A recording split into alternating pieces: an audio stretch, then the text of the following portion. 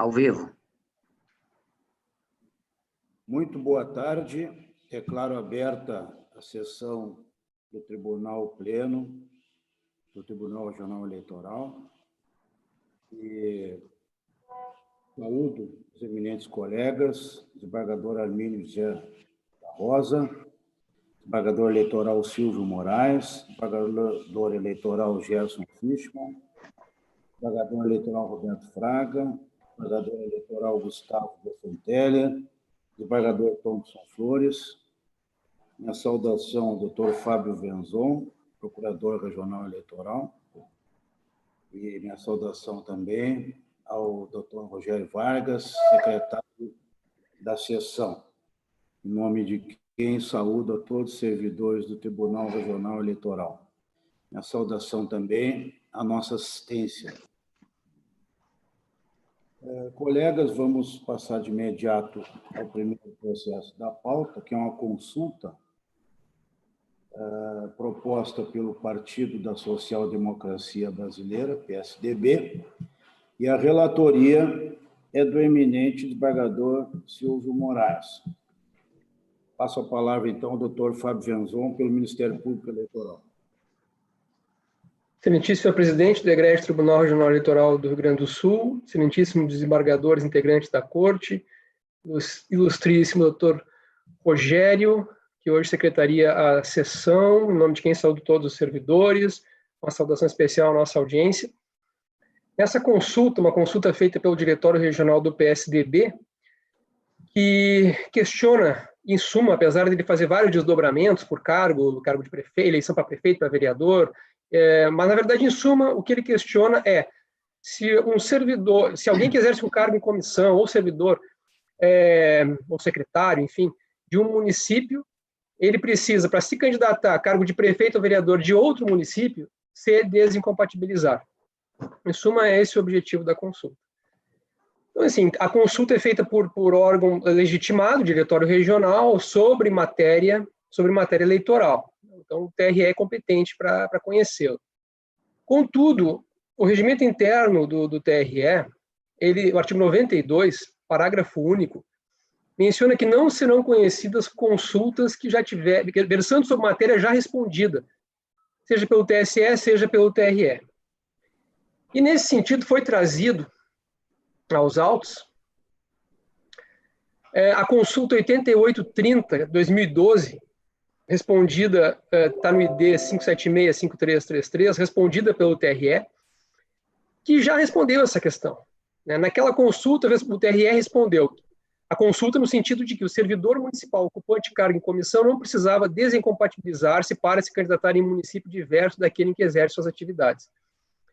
Então, se já for respondida a consulta, com base nesse parágrafo único do artigo 92, ela não deve ser conhecida. O partido já sabe qual é a resposta já foi dada.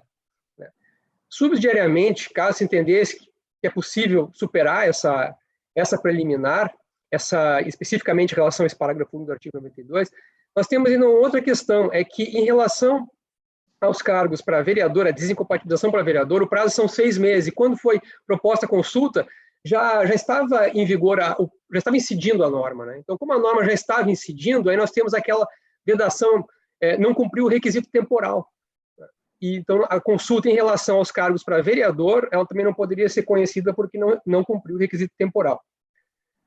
Agora, se for conhecida a consulta, no mérito, nós temos, diante até do que a Corte já respondeu, o nosso entendimento é que ela deve ser respondida negativamente, ou seja, no sentido de que não há necessidade da desincompatibilização, nas hipóteses trazidas. E o fundamento disso é que, sim, a desincompatibilização objetiva é que a pessoa não utilize do seu cargo público para, de alguma forma, se beneficiar na campanha, desigualar, seria uma forma de desigualar a oportunidade entre os candidatos. Só que um servidor municipal, o raio de atuação, de competência dele é dentro do município, então ele poderia influenciar os eleitores daquele município. Mas se ele vai se candidatar em outro município, o raio de atuação dele não alcança o eleitorado perante o qual ele vai se candidatar. Então, em virtude disso, não há necessidade da aplicação da regra da desincompatibilização. Então, em suma, o parecer nesse sentido. Preliminarmente, pelo não conhecimento, e caso superada a preliminar, no mérito, para que seja respondido negativamente, no sentido de que não há necessidade da desincompatibilização nas hipóteses trazidas. É isso. Muito bem. Desembargador Silvio Moraes. Senhor presidente, na sua pessoa, cumprimento todos os integrantes da Corte, doutor Fábio Venzon, doutor Rogério Vargas, cuja pessoa cumprimento a todos os funcionários, a minha saudação também a todos aqueles que nos ouvem. Em verdade, a minha sugestão de voto, ele concorda parcialmente com o parecer do Ministério Público Eleitoral. Na verdade, são 4 os questionamentos trazidos. Se servidor público, detentor de cargo em comissão no município A, precisa se desincompatibilizar para fins de concorrer a vereador no município B. A segunda questão, também servidor público, aí a desincompatibilização é para prefeito ou vice-prefeito. A terceira, o cargo de secretário municipal no município A, se precisaria se desincompatibilizar para fins de concorrer a vereador no município B. E a quarta questão, se o detentor de cargo de secretário municipal no município A precisa se desincompatibilizar para fins de concorrer a prefeito do município B.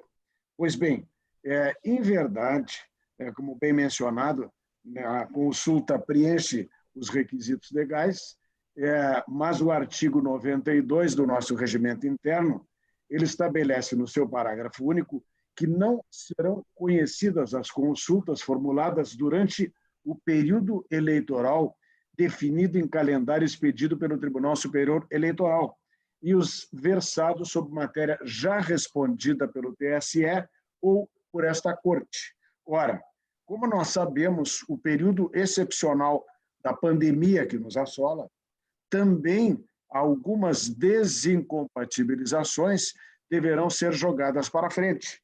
Ou seja, e há pouco conversávamos também sobre esse tema, todos aqueles prazos que já precluíram, ainda que as eleições sejam proteladas para novembro ou, quiçá, até a primeira semana de dezembro, aqueles que já foram ultrapassados não há como recuperar.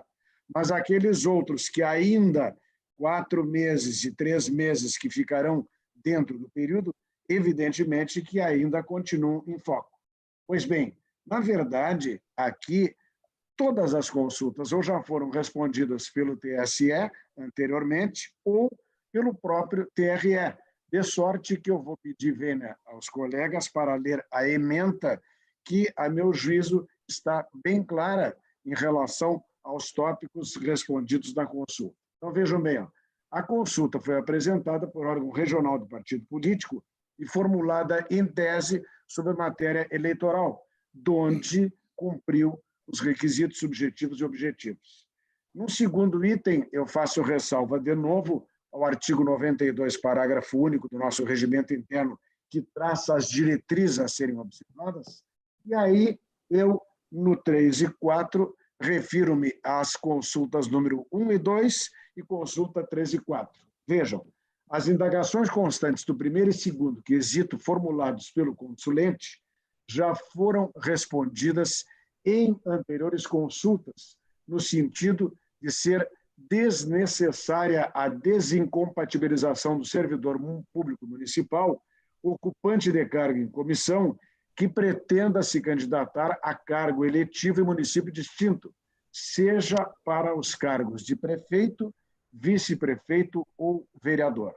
No que tange aos quesitos terceiro e quarto, o Egrégio Tribunal Superior Eleitoral já respondeu a consultas análogas, assentando não ser necessária a desincompatibilização de secretário municipal que venha a se candidatar em município diverso, salvo hipótese de município desmembrado, que, pelo que parece, não seria o caso. Portanto, eu estou votando pelo não conhecimento e, nestes termos, é o voto, senhor presidente. Muito obrigado.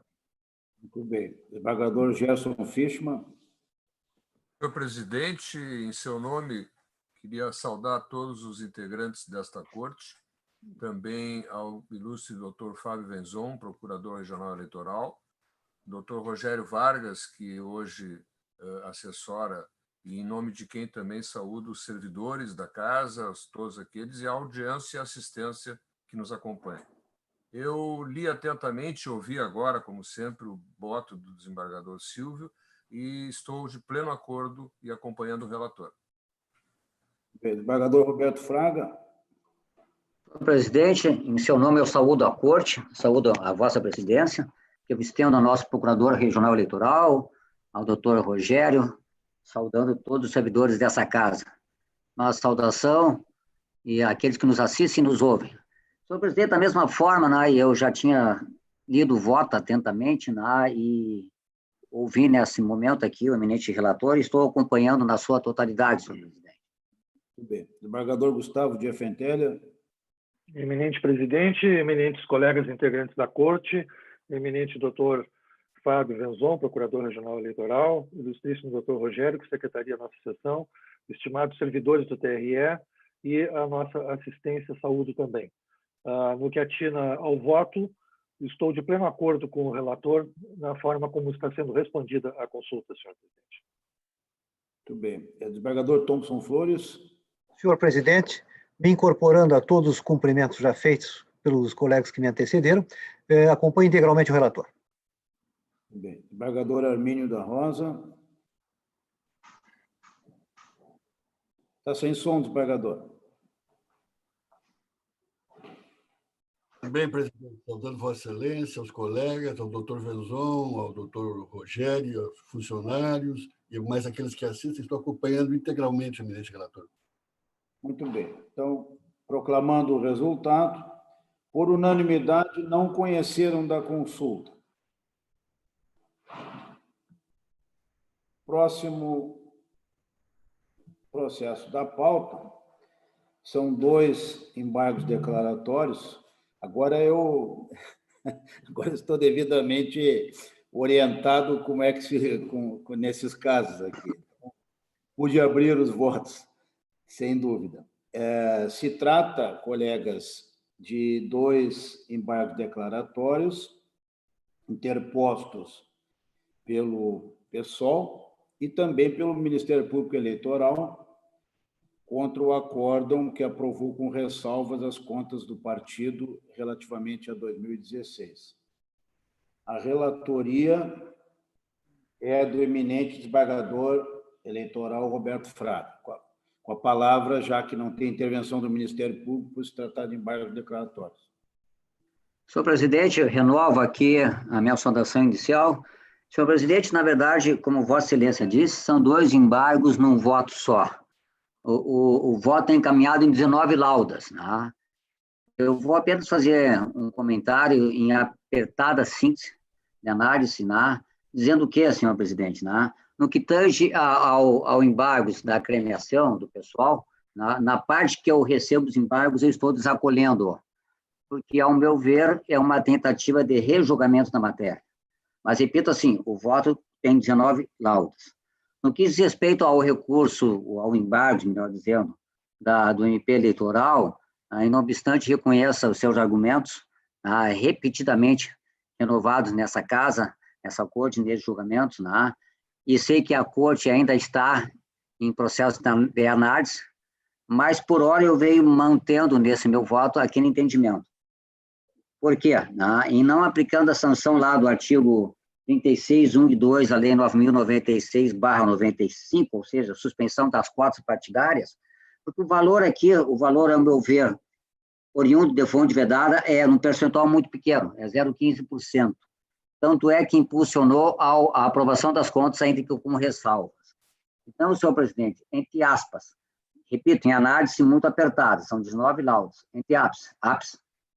Diante do exposto, voto por não conhecer, em parte, dos embargos declaratórios do Partido Socialista e Liberdade, pessoal, e na parte conhecida, rejeitados, e por acolher a preliminar acolhida pelo Ministério Público Eleitoral e, no mérito de seus embargos, dar parcial provimento apenas para agregar ao julgado a fundamentação exarada, mantendo a decisão embargada e, por fim, considerar pré-questionada a matéria ventilada pelos embargantes. Tudo nos termos da fundamentação, é como encaminho o voto, senhor presidente. Muito bem. Desembargador Gustavo de Effentelha. Eminente presidente, renovadas as saudações anteriores, eu, data vênia, tendo tomado conhecimento que, pelo sistema Apollo, de que há uma divergência parcial do desembargador Gerson Fischmann em relação ao voto do eminente relator, eu vou me permitir votar, uma vez expresso o voto divergente do desembargador Gerson. Só para esclarecer, a informação que eu tenho é declaração de voto do desembargador Gerson, é divergência. Não há divergência, é uma declaração de voto. Eu gostaria de agregar alguns fundamentos. Por isso que eu não antecipei o voto do desembargador Gerson, porque a informação que eu tenho é que seria só a declaração de voto. Exatamente. De todo modo, senhor presidente, se não houver óbice regimental, eu gostaria de primeiro ouvir o desembargador Gerson. Eu ia sugerir isso também. Então passamos de imediato a palavra ao desembargador Gerson. Eu não fiz isso porque normalmente se antecipa o voto divergente, quando é declaração de voto, mas nada impede que se faça para eventual esclarecimento dos colegas. Então, com a palavra, eminente desembargador Gerson. Senhor presidente, eu agradeço, inclusive, aos colegas a oportunidade de poder apenas trazer, contribuindo, inclusive, com os declaratórios especificamente do Ministério Público. Eu li atentamente o longo voto e estou de pleno acordo quanto às conclusões. Eu apenas vou registrar sinteticamente dois pontos, e é isso que eu gostaria de deixar explicitado. No que tange, o Ministério Público suscitou omissão no acórdão embargado quanto à questão da suspensão das cotas, e ali tem dois fundamentos. Um por fonte vedada e um por da origem da não permitida. Funcionário público, servidor público.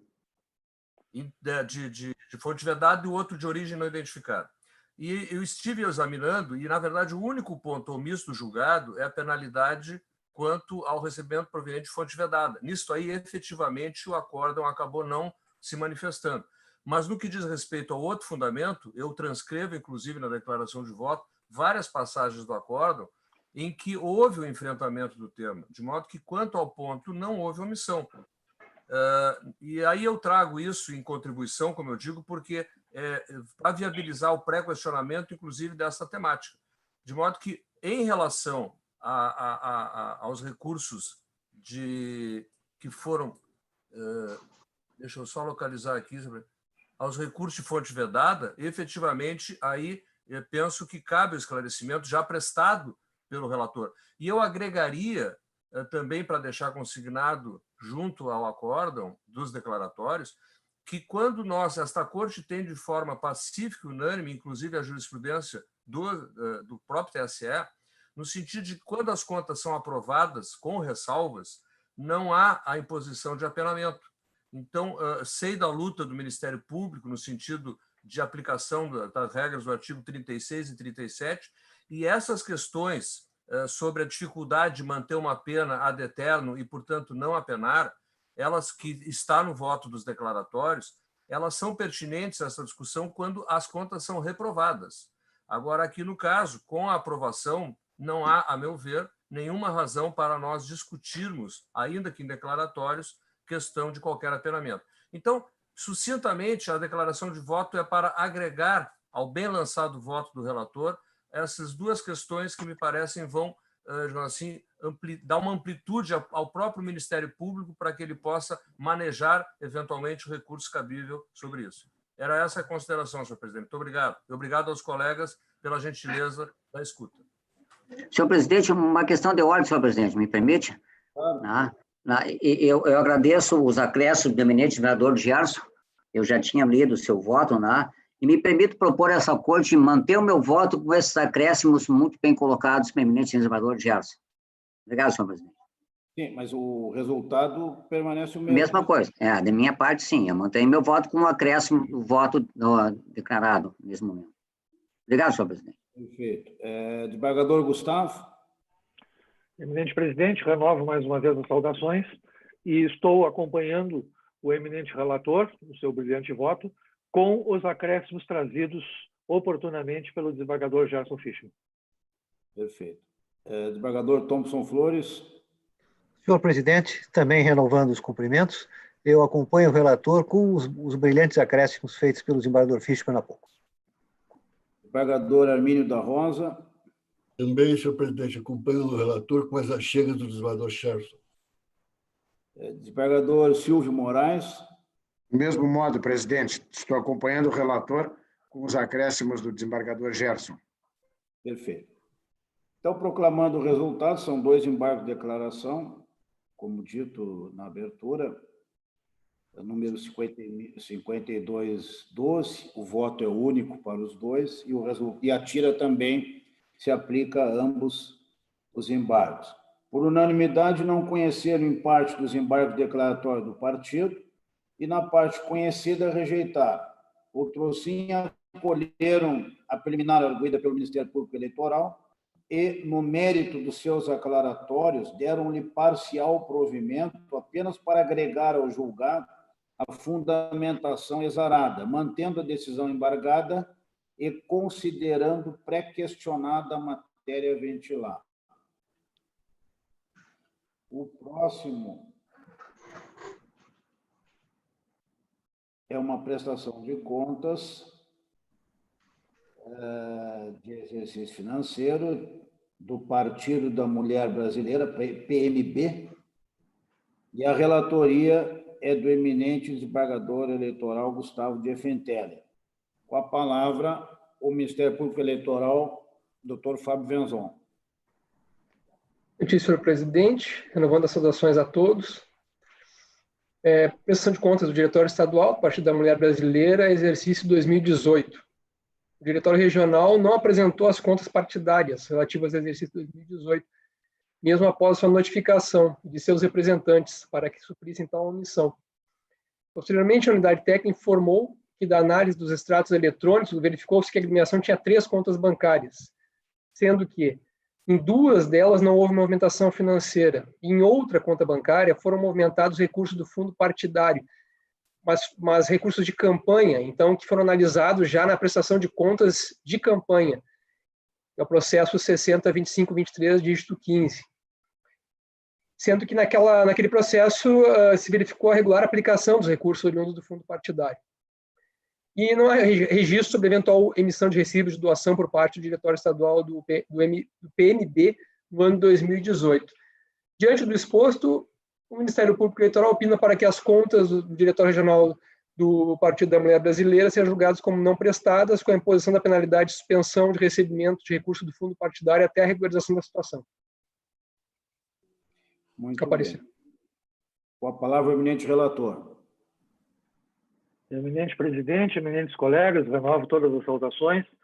O voto vai na linha do parecer do eminente procurador regional eleitoral e eu agrego apenas, aqui relembrando os colegas, que em 2019 houve por parte do STF o julgamento de uma ADI, né, que afastou quaisquer possibilidades de se manterem suspensões de registros ou anotações de agremiações partidárias, de forma que, no aspecto, até de certo modo, este questionamento, né, neste processo de contas, não teria sentido na medida em que teria, em tese, perdido o objeto, pois, a partir de um julgamento por parte desta corte, dando guarida, obviamente, como nem poderia deixar de ser, ao que foi julgado naquela ADI, a então presidente Marilene Bonzanini, com o nosso aval,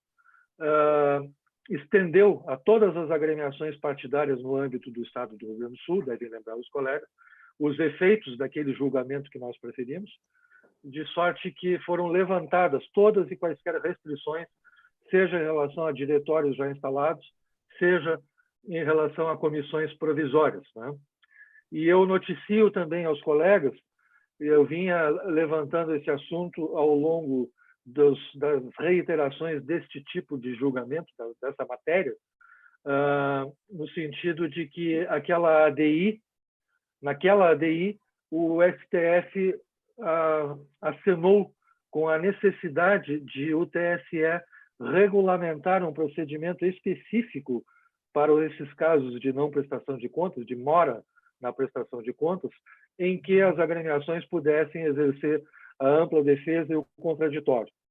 E isso me angustiava como julgador, e para minha felicidade eu tomei conhecimento de que foi criado um GT dentro do TSE e está marcada, inclusive, uma audiência pública para apreciação de uma minuta, onde o TSE sugere um procedimento específico para, então, as agremiações estarem sujeitas, nestas hipóteses de mora, de não prestação de contas, estarem sujeitas à perda da sua regularidade em termos de registros.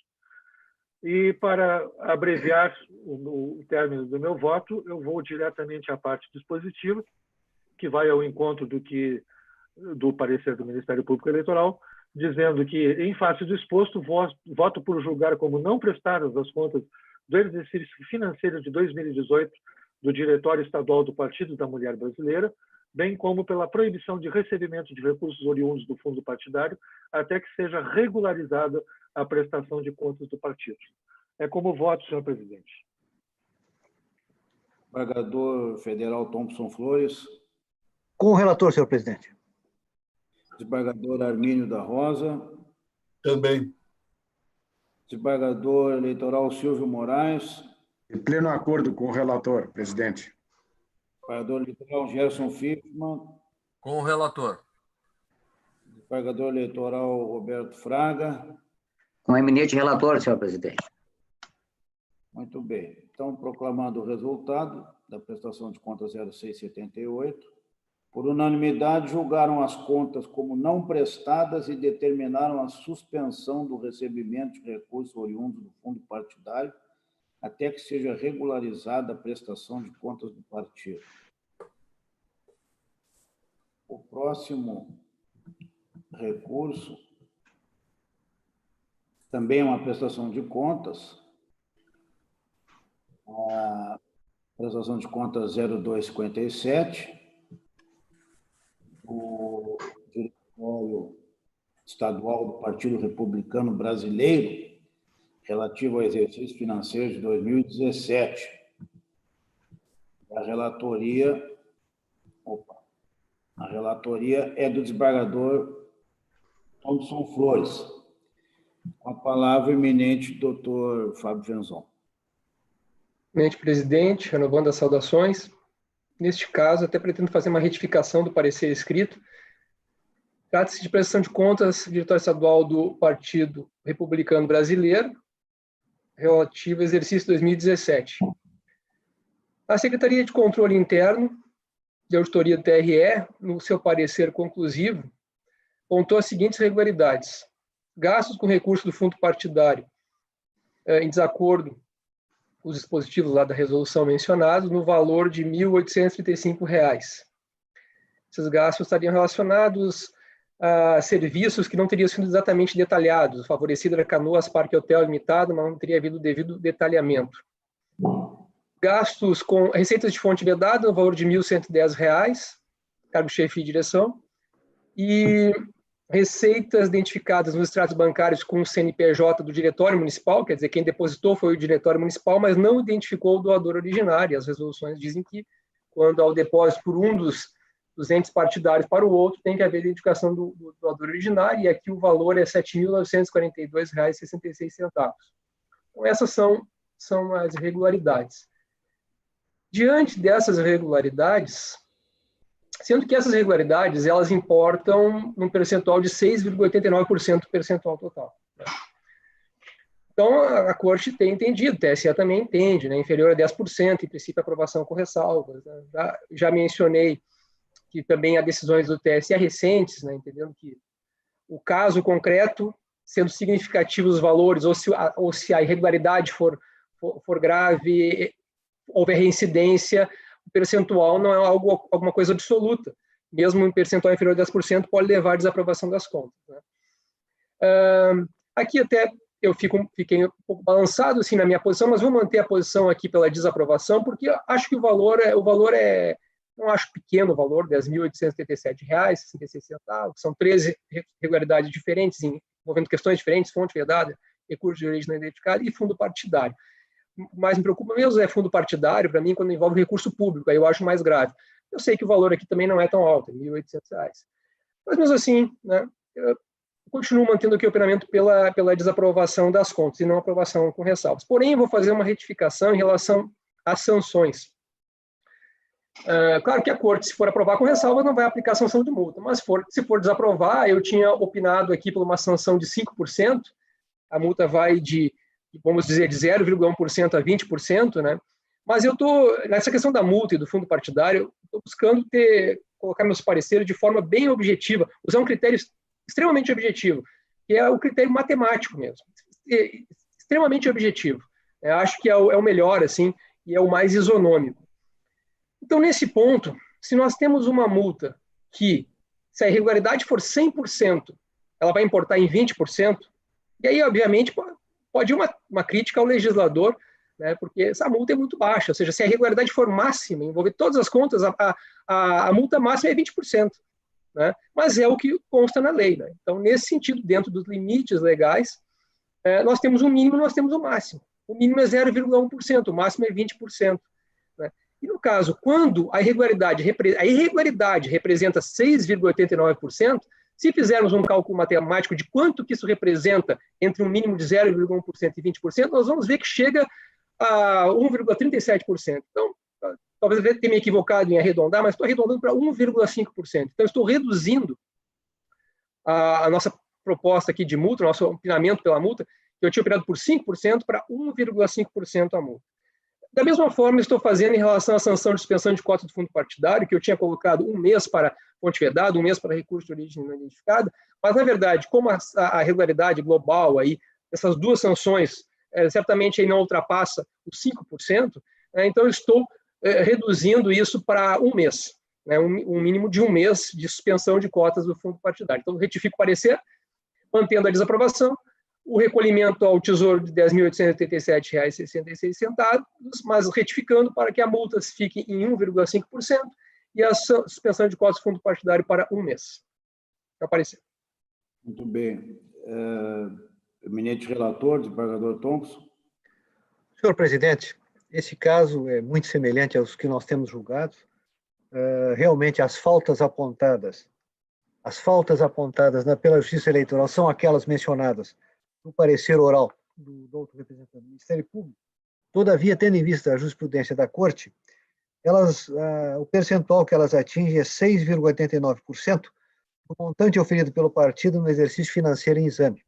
E nessas circunstâncias, o nosso tribunal tem aplicado os princípios da razoabilidade, de modo que, então, o meu voto, senhor presidente, cuja minuta eu já distribuí a Vossa Excelência com antecedência, é pela aprovação com ressalvas da prestação de contas do exercício financeiro de 2017 do Diretório Estadual do Partido Republicano Brasileiro, porém determinando o recolhimento do valor de R$ 10.887,66 ao Tesouro Nacional, que corresponde à utilização irregular da verba do fundo partidário, no valor de R$ 1.835, de recursos de fonte vedadas, R$ 1.110, e origem não identificada, R$ 7.942,66, que são as 3 faltas imputadas.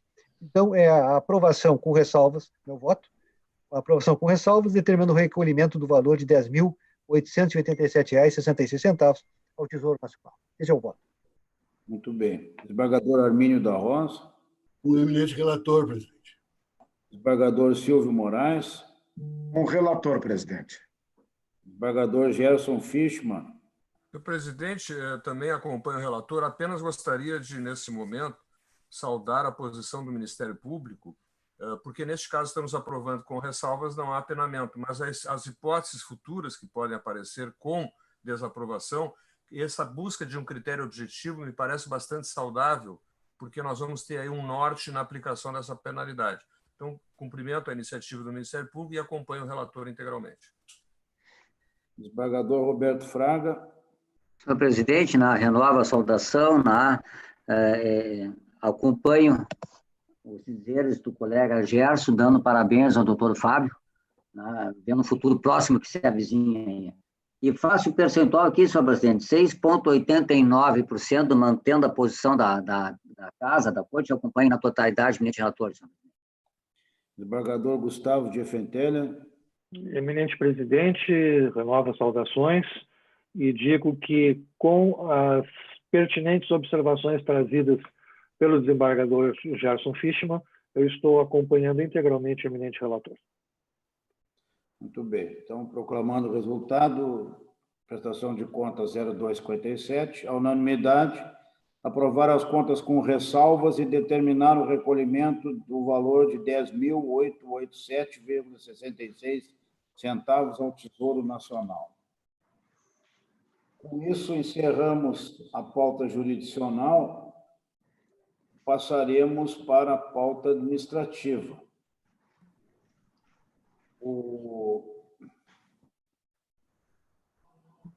Aqui se trata, colegas, de uma requisição de servidor que estamos, e eu voto no sentido de ser deferido a requisição da servidora Cátia Doroteia Munhoz Pereira, agente administrativo da Prefeitura Municipal de Piratini, pelo prazo de 1 ano para o cartório da Zona Eleitoral de Piratini,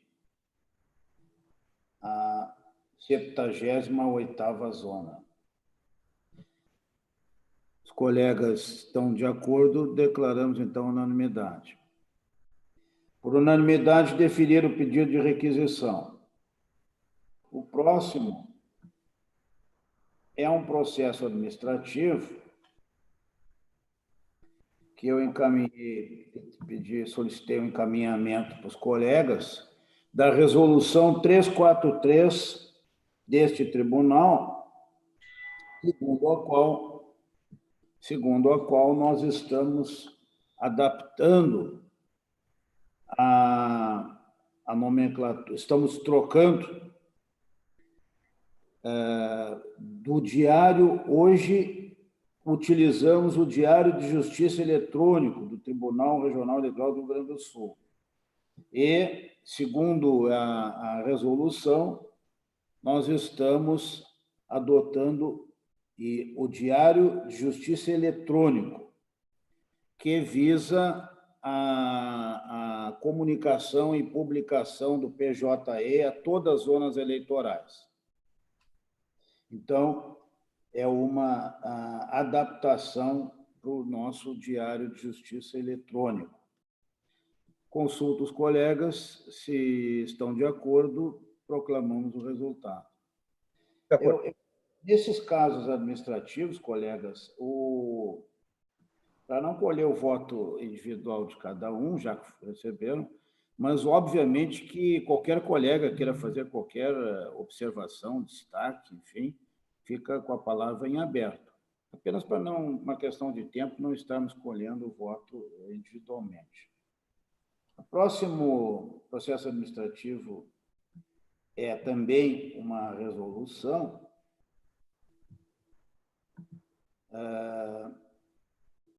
que, segundo a qual nós estamos adaptando a nomenclatura e em atendimento à resolução do CNJ da nossa Secretaria de Controle Interno e Auditoria, da SCI, que é o órgão que examina as contas dos candidatos, entre outras atribuições internas, que passará a ser denominada Secretaria de Auditoria Interna.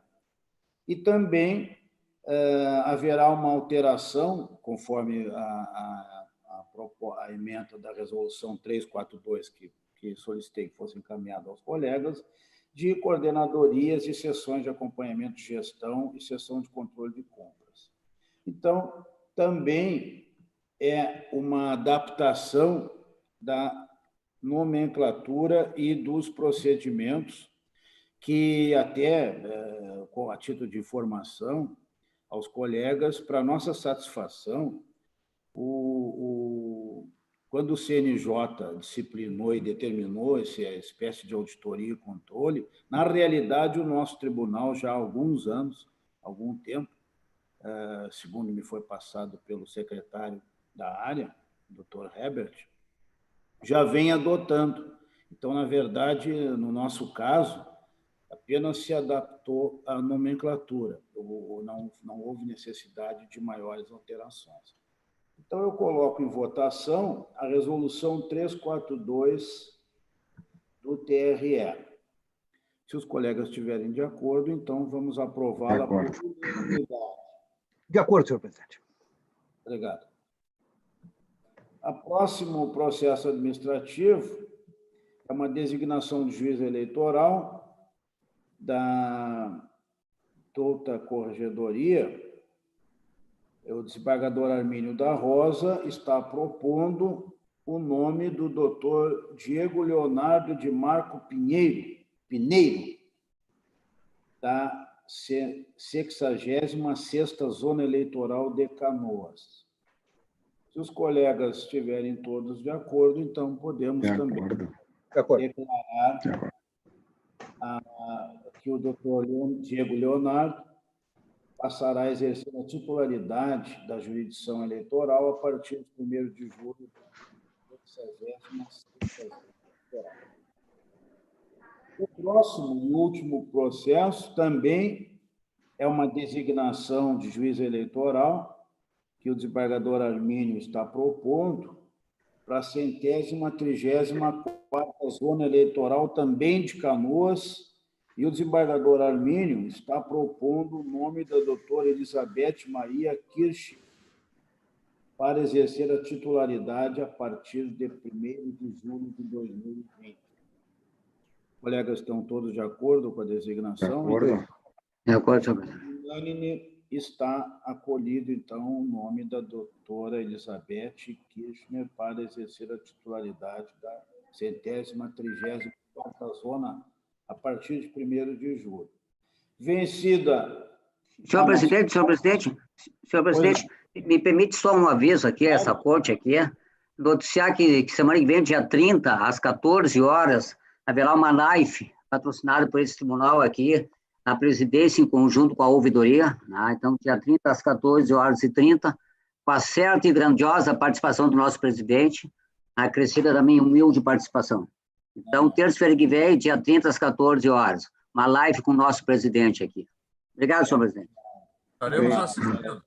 É uma pura bondade, uma pura generosidade do desembargador Roberto Fraga, e, de minha parte, eu me senti muito honrado com o convite e vou tentar levar alguma colaboração à ouvidoria, no sentido de prestar algumas informações e trocar ideias com o colega que tão bem exerce essa atividade de ouvidor. Senhor presidente, a honra foi da ouvidoria, senhor presidente. Obrigado.